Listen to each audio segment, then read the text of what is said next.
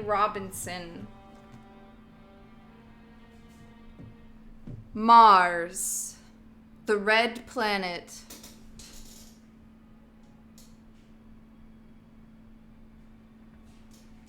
Closest to Earth in our solar system.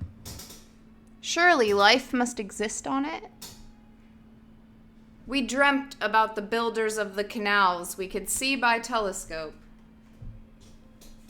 About ruined cities, lost Martian civilizations, the possibilities of alien contact. Then the Viking and Mariner probes went up and sent back nothing.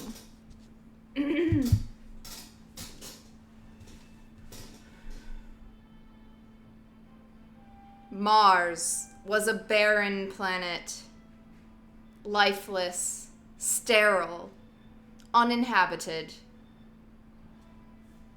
In 2019, the first man set foot on the surface of Mars. John Boone, American hero.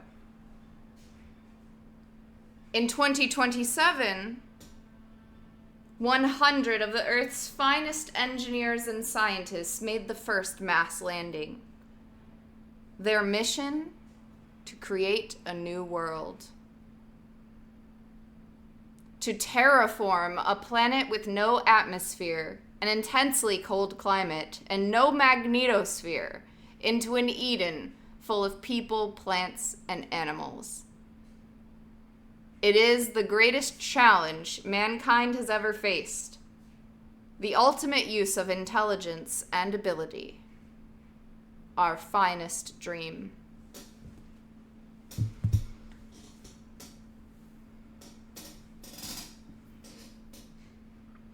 Magnetosphere wasn't there.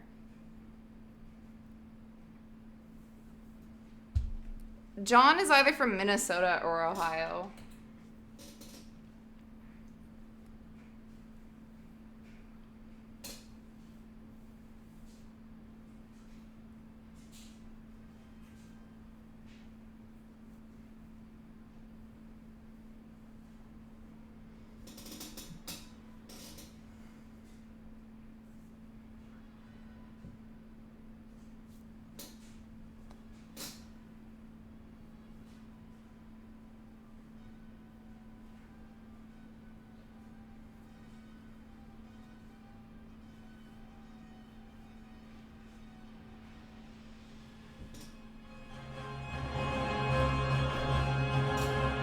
Sorry, I had to burp.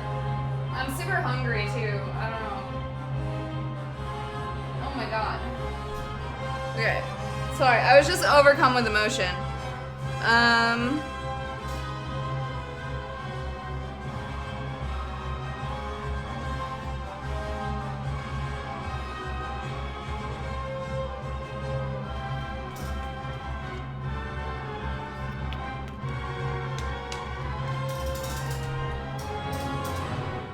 Okay, so you guys got all that right. Reading this book is about Mars. The current chapter is part 5, narrated by John Boone, American hero. And John has gone fucking rogue, you guys. He is a rogue. He's a rogue cop, and he's like investigating like terrorism because like for some reason people don't want Mars to be terraformed. Environmental nut jobs.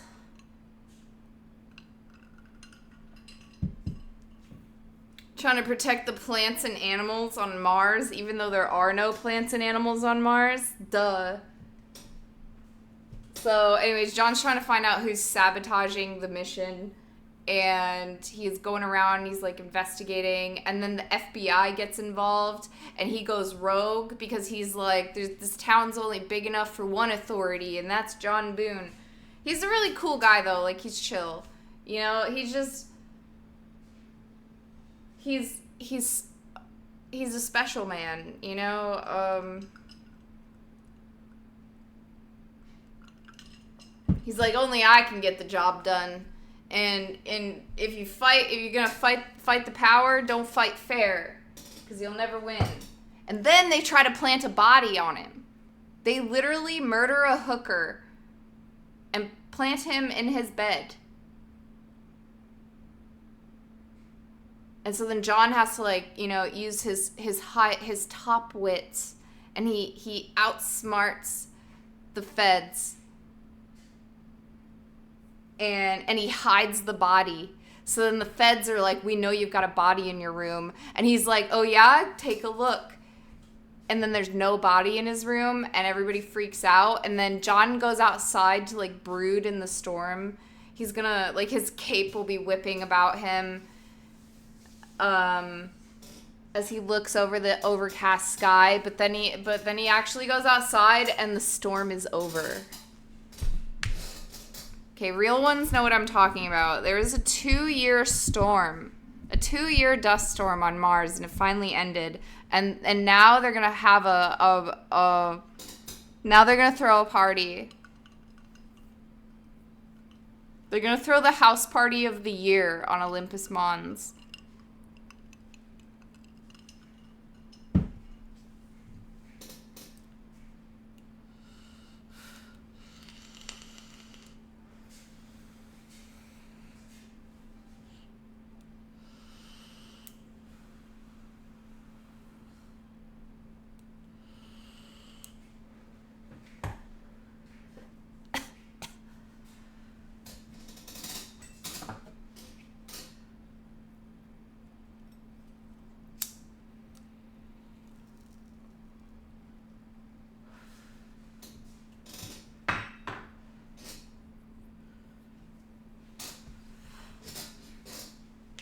I need an armchair that's, like, tall. I don't think they make those, you know, for, like, I don't think they make those for mass consumption. I'd have to get, like, a fucking specialized custom order to get the kind of chair that I need.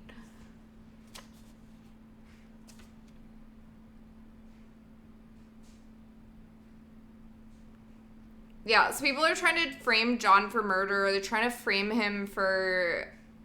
No, they're not trying to frame him. They're trying to frame him for murder, and they're also trying to murder him. And John's like, hey, I'm walking here.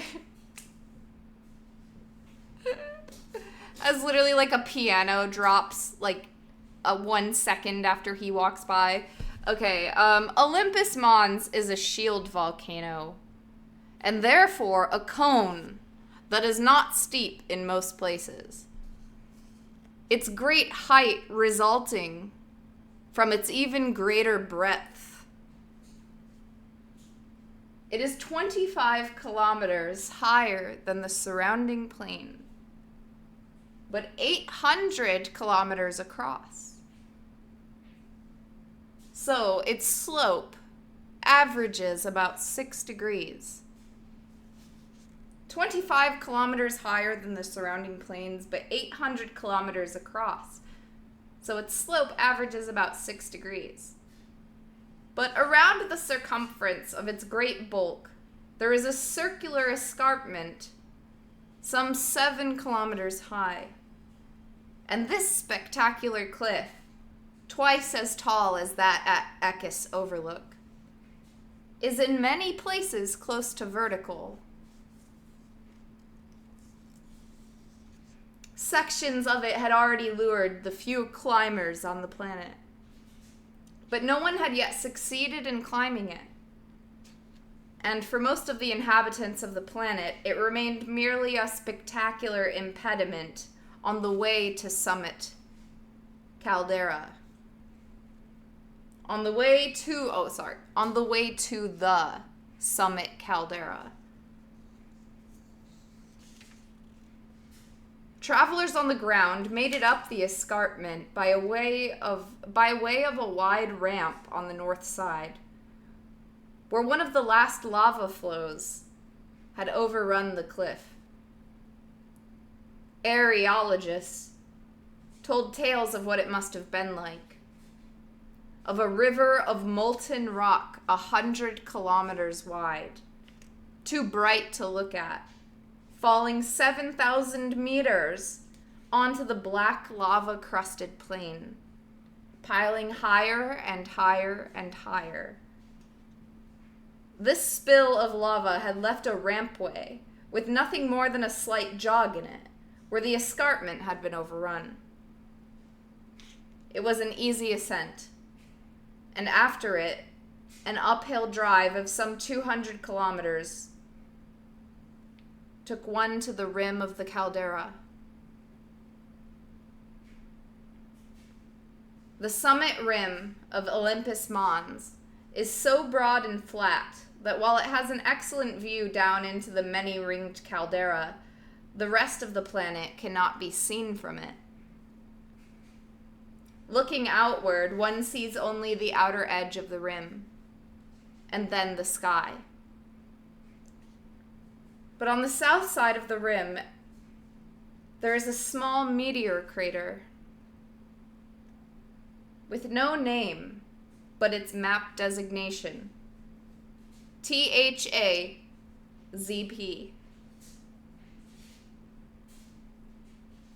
The interior of this little crater is somewhat sheltered from the thin jet stream rushing over Olympus Mons, and standing on the southern arc of its fresh, spiky rim, an observer finally has a view down the slope of the volcano, and then over the vast rising plain of West Tharsis. Like looking down at the planet from a platform in low space.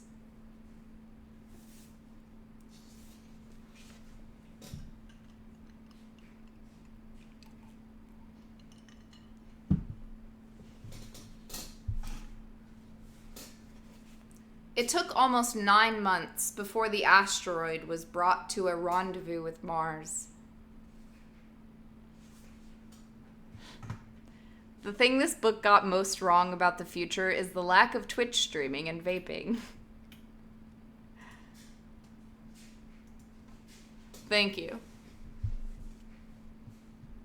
So it goes.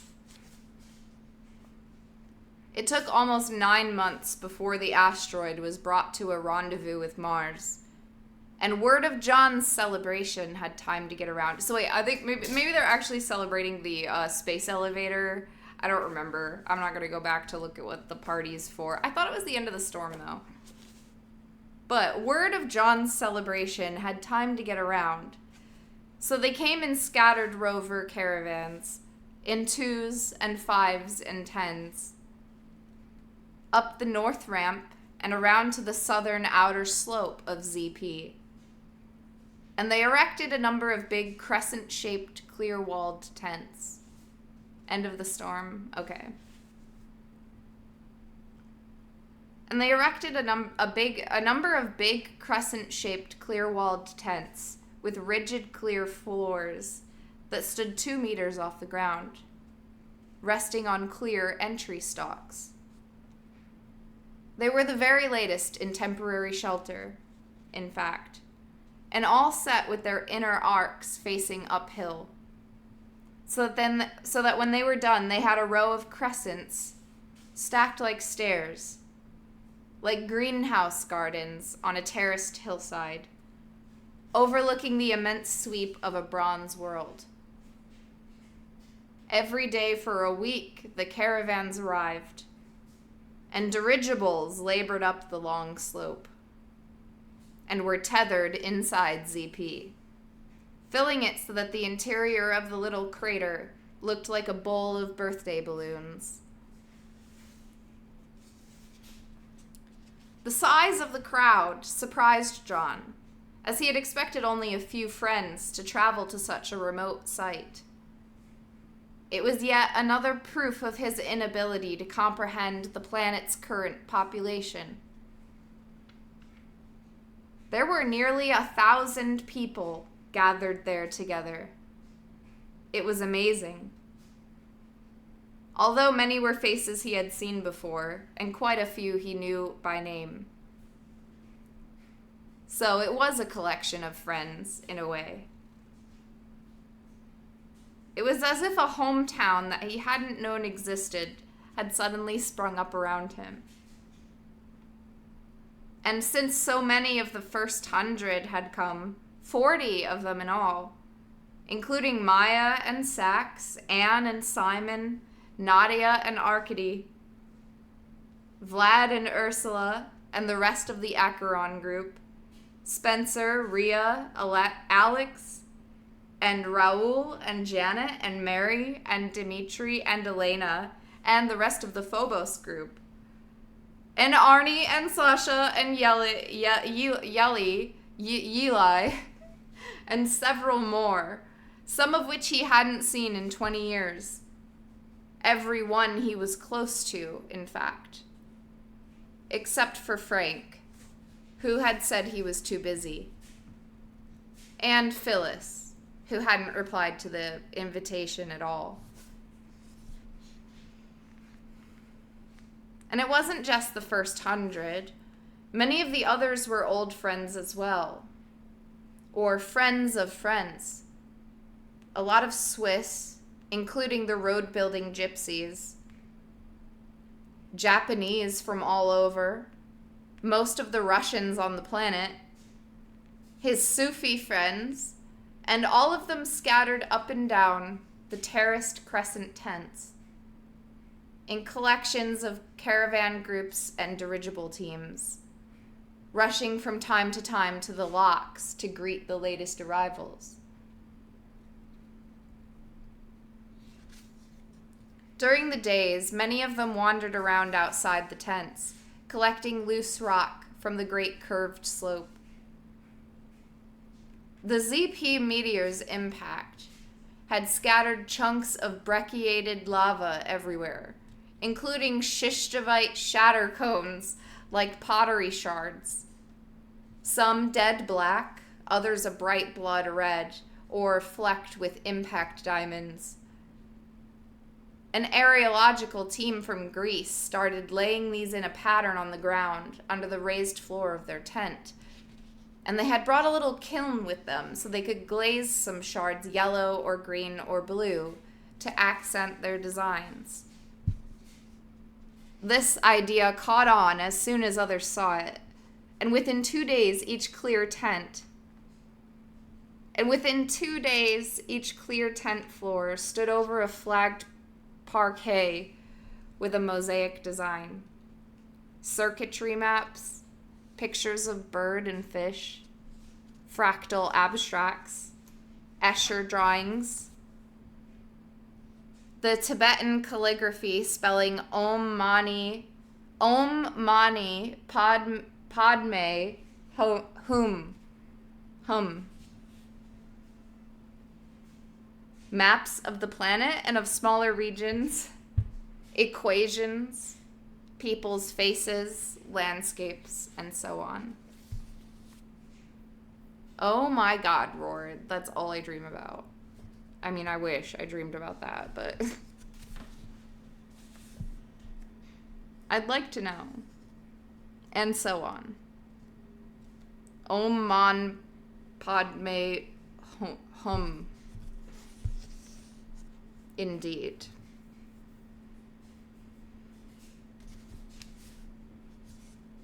I feel like John's at Burning Man.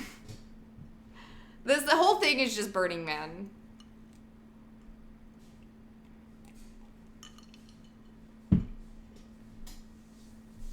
Space hippies defo gonna flow. John spent his time wandering from tent to tent, talking with people and enjoying the carnival atmosphere. An atmosphere which did not preclude arguments. There were a lot of those. But most people spent the time partying, talking, drinking, going out on excursions on the wavy surface of the old lava flow. Making mosaic floors, dancing to music made by various amateur bands. The best of these was a magnesium drum band. The instruments local. The players from Trinidad and Tobago. a notorious transnational flag of convenience, with a vigorous local resistance movement, of which the band were representatives. There was also a country and western group, with a good slide guitar player, and an Irish band, with homemade instruments and a large shifting membership, which allowed it to play more or less non-stop. These three bands were all surrounded by crowds of dancers, and indeed the tents they occupied had all their movement transformed into a kind of pulsing dance, as just getting from here to there was suddenly stuffed with the grace and exuberance of music. The gravity, the view. Was suddenly stuffed with the grace and exuberance of the music. The gravity, the view.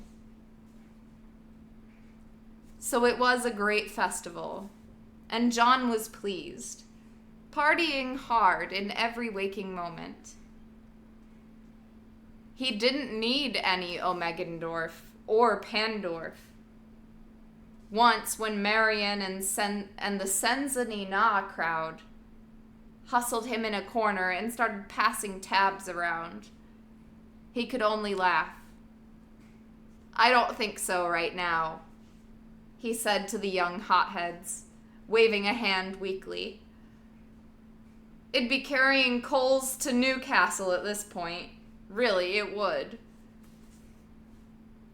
Carrying coals to Newcastle? He means it'd be like taking permafrost to Borealis. Or pumping more CO2 into the atmosphere. Bringing lava to Olympus. Putting more salt in the goddamn soil. Putting any more ferric oxide anywhere on the whole damn planet. "Exactly," John said, laughing. "I'm already full red." "Not as red as these folks," one of them said, pointing down to the west. A string of 3 sand-colored dirigibles floated up the slope of the volcano. They were small and antiquated, and did not answer any radio inquiries. By the time they had scraped over ZP's rim and anchored among the larger and more colorful dirigibles in the crater, everyone was waiting to hear from the observers at the lock who they might be. When their gondolas popped open, and the 20 or so figures in walkers stepped out, a silence fell. "That's Hiroko," Nadia said suddenly over the common band. The first 100 made their way quickly to the upper tent, looking up at the walk tube that ran over the rim. And then the new visitors were walking down the tube to the tent lock, and were through and inside. And yes, it was Hiroko. Hiroko, Michelle, Evgenia, Iwao, Jean, Ellen, Ria, Raoul, and a whole crowd of youngsters.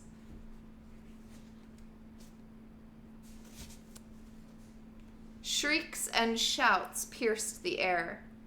People were embracing, a few crying, and there were a good number of angry accusations. John himself couldn't help it when he got a chance to hug Hiroko.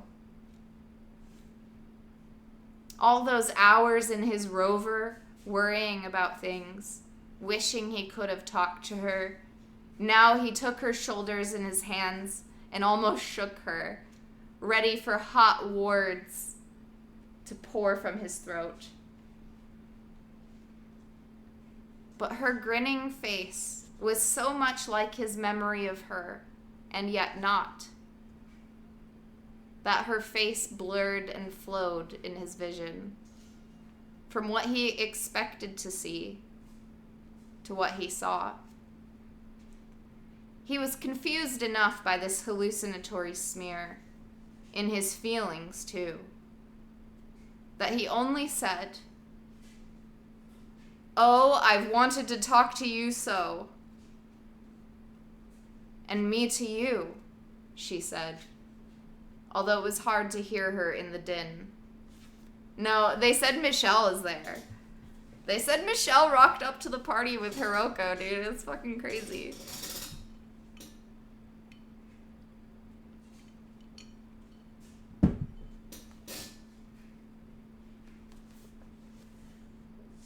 "And me to you," she said, although it was hard to hear her in the din.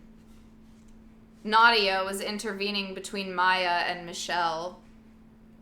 For Maya was shouting, "Why didn't you tell me?" again and again before bursting into tears.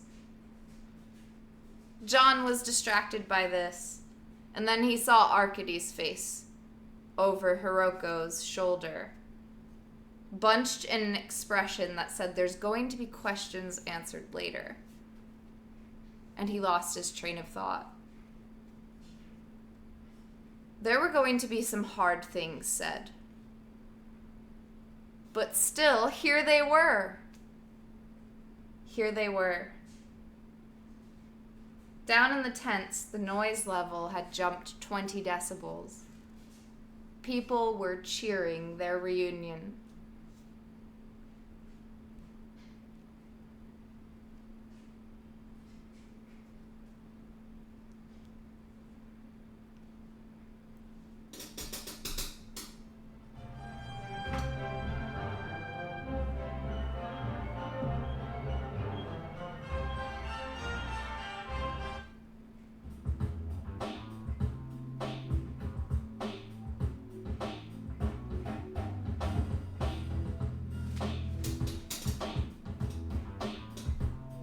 Sorry, I had to furiously gnaw on my fingernail.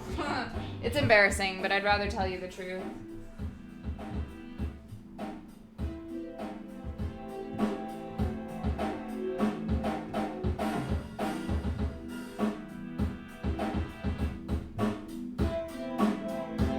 I'm waiting for you didn't tell me I had a son, for real.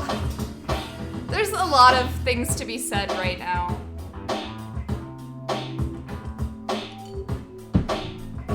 I know, right? Like, what is with the relapse on nail biting, guys? I thought we were over this.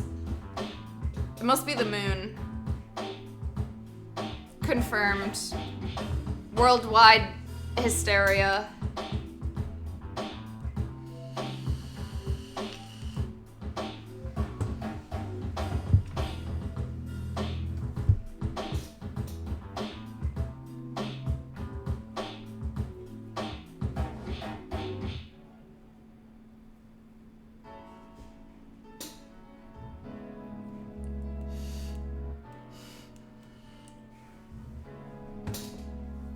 No, like a supermoon? We're only human. Love you, chat. Alright.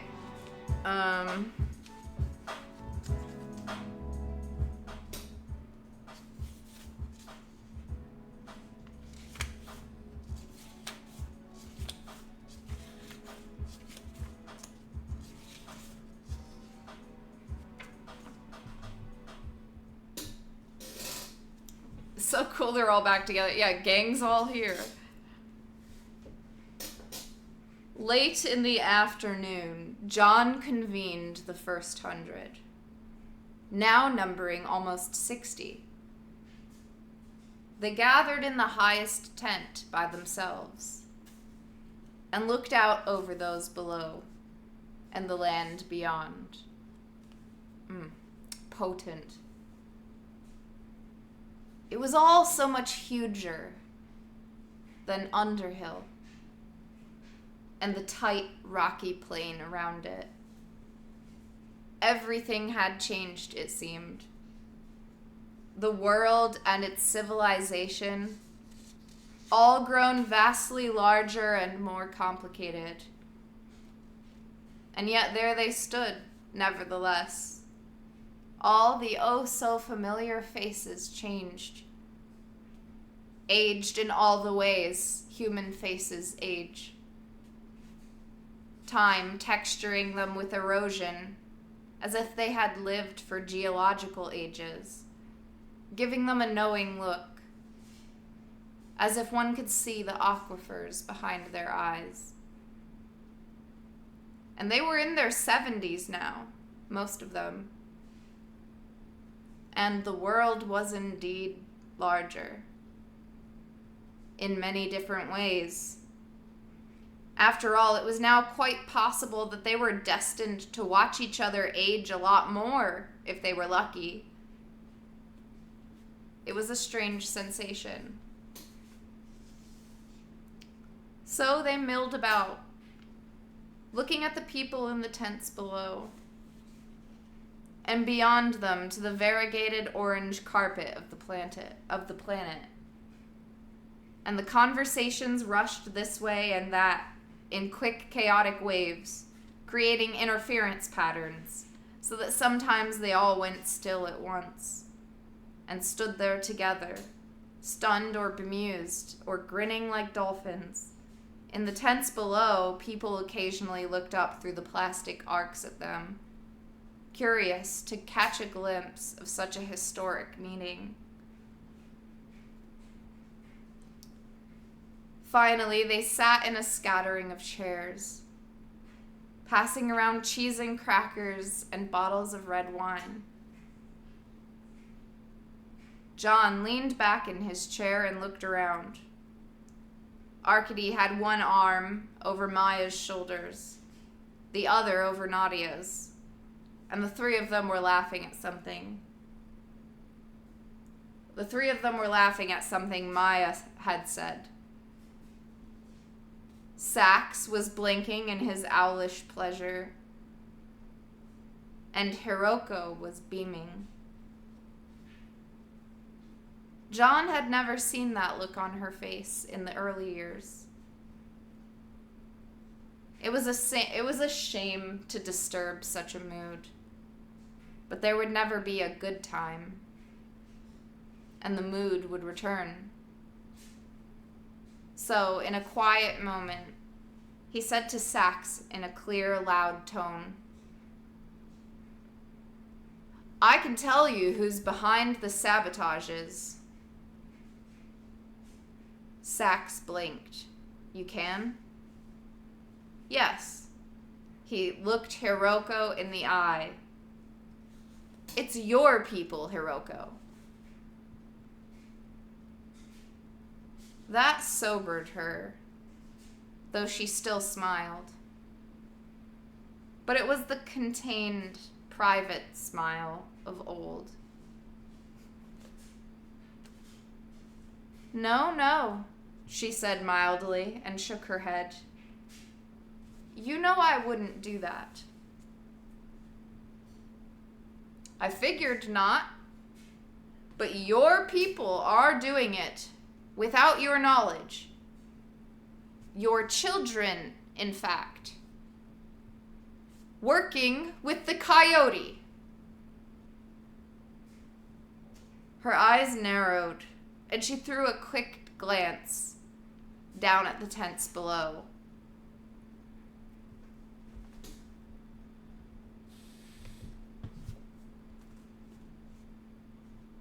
When she looked at John again, he went on. "You grew them, right? Fertilized a bunch of your eggs and grew them in vitro." After a pause, she nodded. "Hiroko," Anne said. "You don't have any idea how well that ectogene process works." "We tested it," Hiroko said. "The kids have turned out all right." Now the whole group was silent and watching Hiroko and John. He said, "Maybe so, but some of them don't share your ideas. They're doing things on their own. like kids will. They have eye teeth made of stone. Isn't that right? Hiroko wrinkled her nose. They're crowns. A composite rather than a true stone. A silly fashion. And a kind of badge. And there are people out on the surface who have picked it up. People in contact with your kids. Helping them with the sabotages. I almost got killed by some of them in Senzanin. My guide there had a stone eye tooth, although it took me a long time to remember where it was I had seen it. I assume it was an accident that we were down there at the same time the truck fell. I hadn't given them any warning I was going to visit, so I assumed the whole thing was planned before I got there, and they didn't know how to stop it. Okakura probably went down the hole thinking he was going to get squished like a bug for the cause.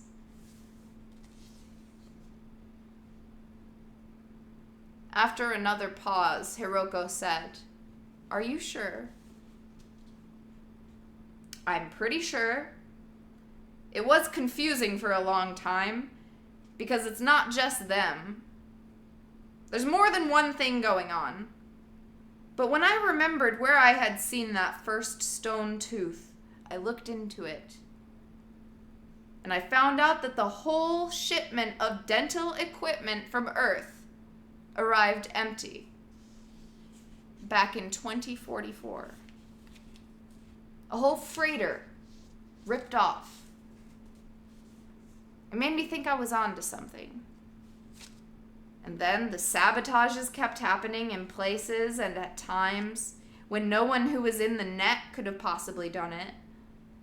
Like that time I visited Mary at the Margarita-Fur Aquifer, and the well housing was blown up. It was clear it hadn't been done by anybody stationed there. It just wasn't possible. But that's a really isolated station. And there was no one else nearby at the time. So it had to be somebody outside the net. And so I thought of you.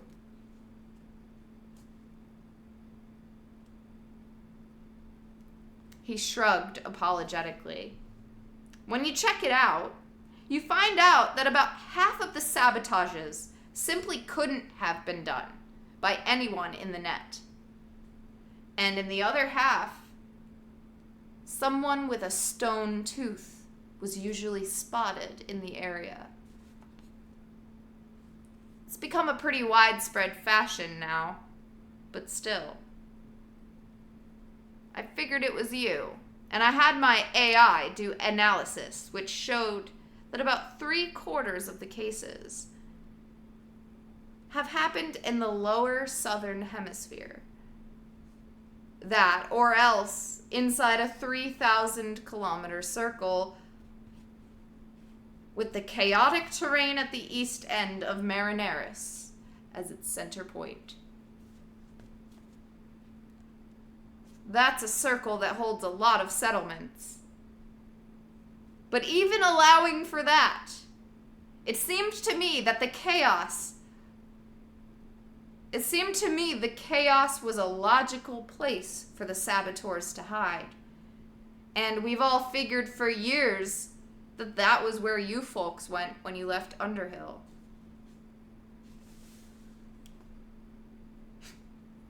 Hiroko's face revealed nothing. Finally, she said, "I will look into this."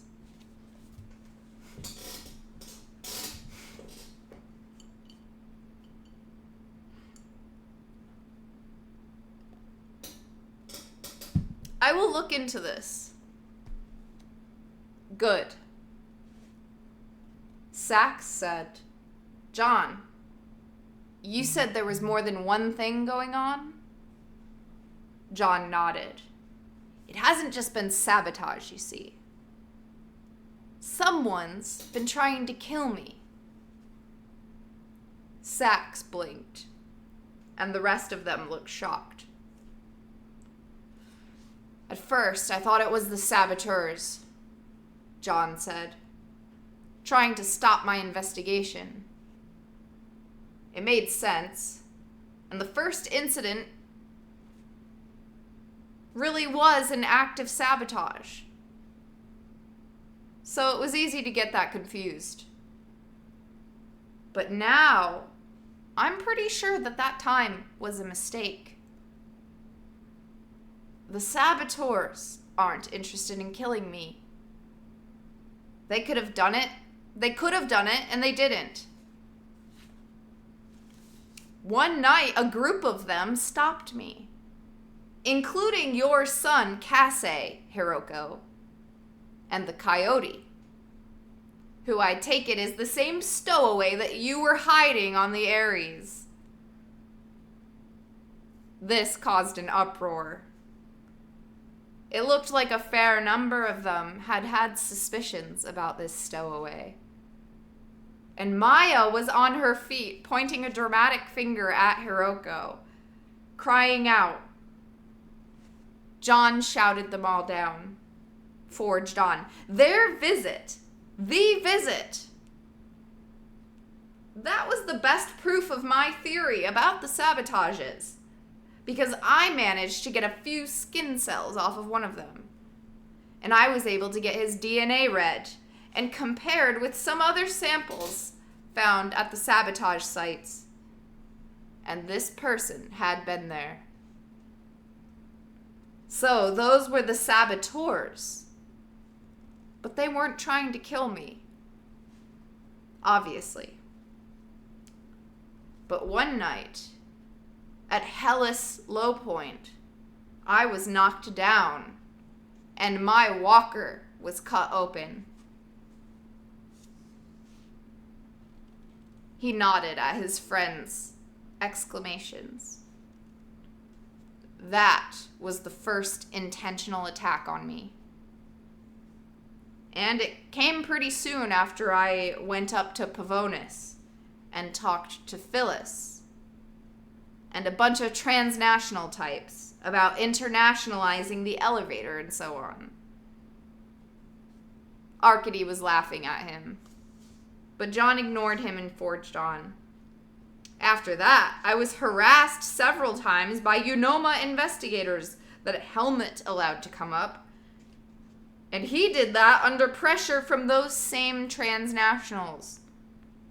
And in fact, I found out that most of those investigators had worked for Armscor or Subarashi on Earth, rather than for the FBI like they told me. Those are the transnationals most involved with the elevator project and the mining on the Great Escarpment.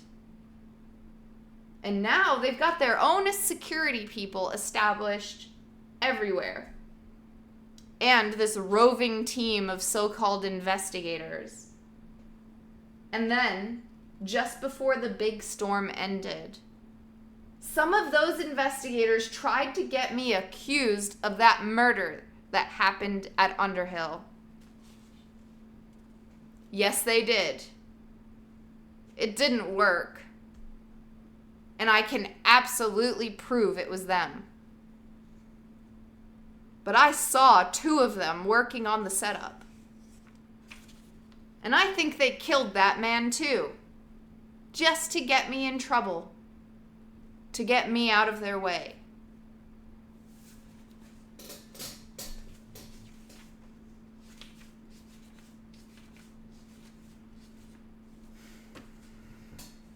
You should tell Helmut, Nadia said. If we present a united front and insist that these people be sent back to Earth, I don't think he could deny us. I don't know how much real power Helmut has anymore, John said, but it would be worth a try. I want these people kicked off this planet. And those two in particular, I've got recorded by the Senzini Na security system. Both going into the med clinic and messing with the cleaning robots before I did. So the circumstantial evidence against them is about as strong as it could be. The others didn't quite know what to make of this. But it turned out several of them had also been harassed by other Unoma teams. Arkady, Alex, Spencer, Vlad, and Ursula, even Sax. And they quickly agreed that an attempt to get the investigators deported was a good idea. Those two in particular ought to be deported at best, Maya said hotly.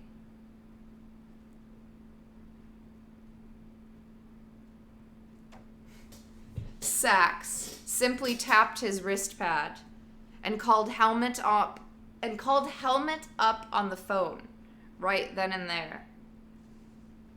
He laid the situation out to Helmet, and the angry group pitched in from time to time. "We'll take this to the Terran press if you don't act on it," Vlad declared. Helmet frowned, and after a pause he said, "I'll look into it. Those agents that you complain about in particular will be rotated back home, sure.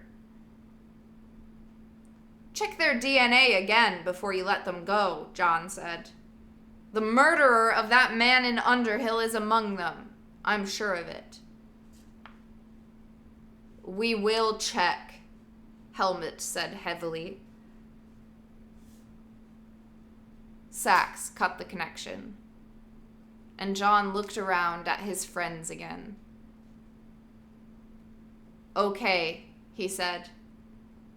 "But it'll take more than a call to Helmet to make all the changes we need. The time has come to act together again. Across a whole range of issues, if we want the treaty to survive. That as a minimum, you know. A start on the rest of it. We need to form a coherent political unit, no matter what kind of disagreements we might have.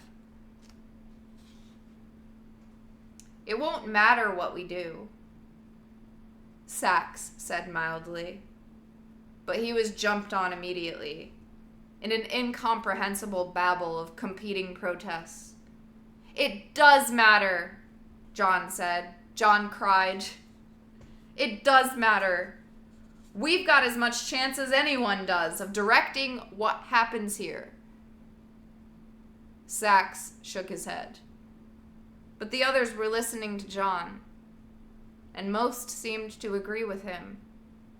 Arkady, Anne, Maya, Vlad, each from their different perspectives. It could be done. John could see it in their faces. Only Hiroko he could not read. Her face was a blank, closed in a way that brought back a sharp pang of recollection. She had always been that way to John, and suddenly it made him ache with frustration and remembered pain, and he got annoyed.